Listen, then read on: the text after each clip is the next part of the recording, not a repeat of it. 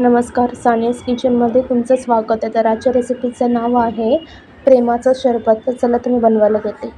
मी ते मोठा कलिंगड घेतला आहे आणि त्याचे बारीक बारीक पीसेस केले आहेत दोन्ही साईडला चांगलंपणे, आणि सगळं लाल, फक्त लाल साईडच आपल्याला पाहिजे, बाकीचं काय कामाचं नाही.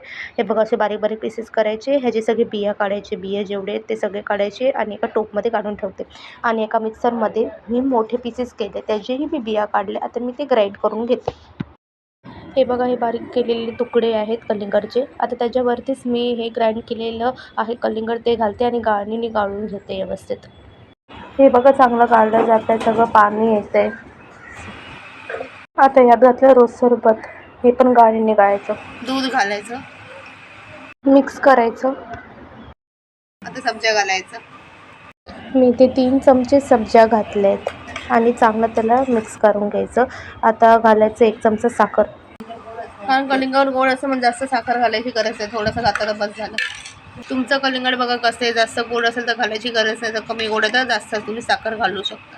तुम्ही हवा तर बर्फ पण घालू शकता थंडगारसाठी. आता सर्व करते. तर हे बघा, प्रेमाचं शरबत मस्तपणे तयार झालं आहे. मस्त दिसतोय, मस्त कलर आला आहे. पिऊन बघा, थंडीमध्ये तुम्हाला थंडगार वाटेल.